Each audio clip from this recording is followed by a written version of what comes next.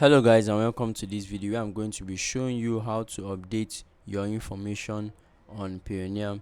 So what you have to do is to, once you've logged into your account on the home page, you can just go to this section here that's displaying your name. Click on the name section, click on settings. Let me open this. Okay, I can open it in a different place. Click on settings and you can click on profile to check or remove a particular information.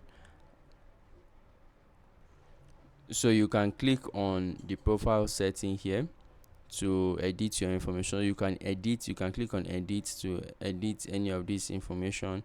You can add another beneficiary name. You can change the country or state where you live, and then you would have successfully changed or updated your information on Payoneer. So if you've enjoyed this video, let me know in the comment section, and please follow and subscribe for more videos like this. I'll see you in the next one.